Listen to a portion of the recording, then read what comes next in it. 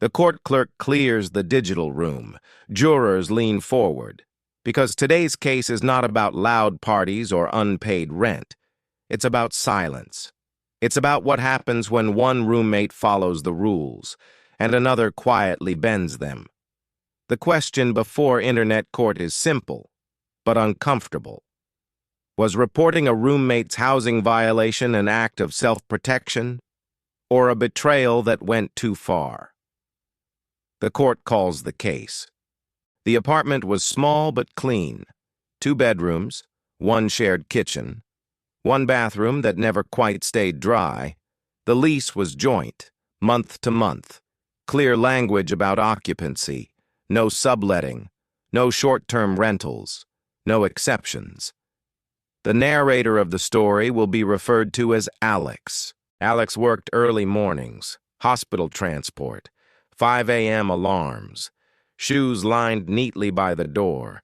The roommate Jordan worked freelance, late nights, inconsistent income, always on a laptop. At first, they coexisted politely. They split groceries but labeled leftovers. They texted instead of knocking. They avoided conflict by design. Alex valued stability. Jordan valued flexibility. Neither thought this difference would matter, until the hallway started changing. The first sign was subtle. New shoes by the door, not Jordan's style, not Alex's size. Alex assumed a guest. The second sign came 2 days later. A suitcase appeared near the coat rack, then disappeared overnight. No explanation, no conversation. Alex noticed but didn't ask. The third sign was the smell. Different shampoo, different laundry detergent. Something floral that lingered in the bathroom. Alex hesitated again. Then came the noise. Keys in the lock at midnight. Soft voices. Footsteps pacing the living room. Alex almost asked, almost confronted, almost ignored it. 3 unresolved micro-events quietly stacked. The shoes, the suitcase, the strangers. None felt large enough alone. Together, they created tension without proof. Then the fourth sign arrived. A printed note on the fridge. Checkout 11 a.m. No name, no explanation. Alex stared at it longer than necessary. Still, no confrontation. The turning point came on a Tuesday morning. Alex opened the door in uniform. A stranger stood in the hallway, phone in hand, confused expression. "Is this the place?" Alex froze. The stranger apologized, explained they were staying here for the night. They had a code, a listing, an address that matched the apartment exactly. Alex felt their stomach drop. This wasn't a guest. This was a system. Alex went to work, shaken. 8 hours later, the apartment smelled like takeout and unfamiliar cologne. Jordan wasn't home yet. Alex checked the lease again, read every line. No ambiguity. This could risk eviction. The fear was immediate and physical. Housing insecurity doesn't announce itself loudly. It whispers. When Alex eventually posted the story online, the first wave of responses split quickly. One Redditor wrote, "You're not wrong to protect your housing. A secret Airbnb affects you, not just them." Another replied, "This feels like snitch behavior. You didn't even talk to your roommate first?" A third added, "Both of you failed here. Silence let this grow."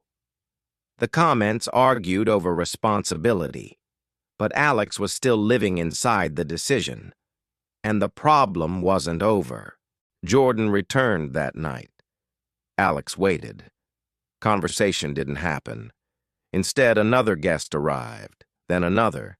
3 unresolved micro-events piled up again. A guest entered while Alex showered. Packages arrived under different names. The Wi-Fi password was changed without notice. Alex's routine fractured. Sleep shortened. Work performance slipped. Anxiety grew. Alex finally confronted Jordan. Jordan admitted everything calmly. They needed money. Rent was expensive. This was temporary. No apology. No acknowledgement of risk. Alex asked when it would stop. Jordan didn't answer. That silence was louder than the truth. 2 days later, the landlord emailed. An anonymous complaint had been received. An inspection was scheduled. Alex had not reported anything yet, but now the clock was ticking. Online, opinions grew sharper. One commenter argued, "If the landlord already knows, protecting yourself is the only move left."